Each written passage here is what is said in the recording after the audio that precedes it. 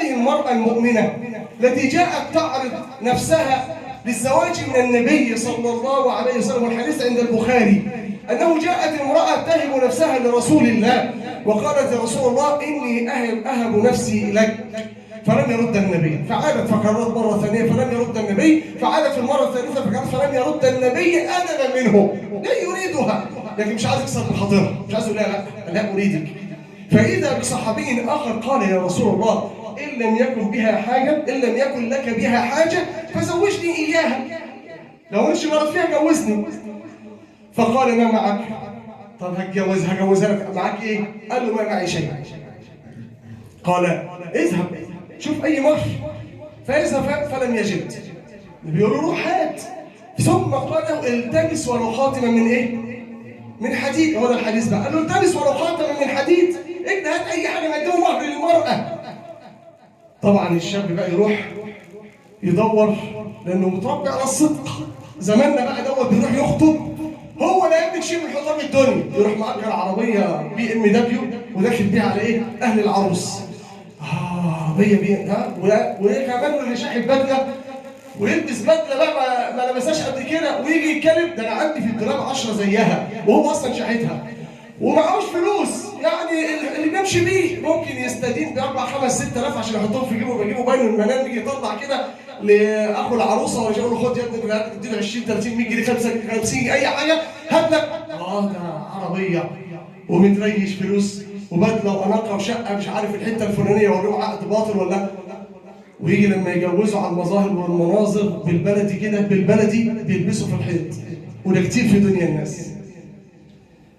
عشان بدأ بالكذب فلازم تنتهي بالايه؟ بالكذب والطلاق والضياع والخراب.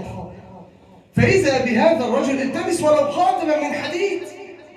طب روح هات خاتم ولا حديد، ده هو ما قالش بقى يا فلان اديني، طب سلفني، طب اروح اتمنظر، طب اروح بس مجرد بس اوري لي النبي والعروس وبعد كده ارجع. التمس ولو خاتم من حديد مفيش، رجع للنبي لا اجد معيش حتى لو خاتم من حديد. قال ما معك من القرآن؟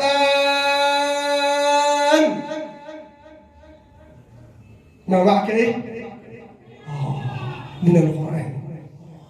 معك القرآن. قال له معي سورة كذا وكذا. ايه ده؟ يعني مش كانش خاتم القرآن كمان؟ مش حافظ نصف القرآن؟ قال له فنصف القرآن؟ قال له معي سورة كذا وكذا. عارف الإمام البخاري لما جاب الكتاب ده في صحيح البخاري قال ايه؟ باب الزواج بمهر القرآن. قال ايه؟ باب الزواج بغير صداق والصداق القرآن. تخيل العنوان كده، تخيل العنوان كده. الامور شددت علينا لما احنا شددنا في امور الزواج وصعدنا امور الزواج والامر سهل وميسور. كل ما بتصعب عليك من جهات خارجيه مالكش يد فيها، يسر انت واللي قدامك. وخير النكاح ايسره زي ما قال النبي. شوف فاطمة بنت النبي وعائشة وهؤلاء الأخيار كيف تزوجوا ببضعة دراهم. هل لأن قيمتهم قليلة في دنيا الناس؟ لا، بل إن شأنهم في السماء عظيم. لكن أمر ميسر، أمر يسير، لكن إحنا اللي مصعبين على نفسينا. ربنا قال لي بني إسرائيل يذبحوا بقرة، فضلوا يشددوا لحد ما اختاروا بقرة بشكل معين، فلما شدد الله عليهم. ما معك من القرآن؟ قال معي سورة كذا وكذا. قال زوجتك إياها بما معك من القرآن.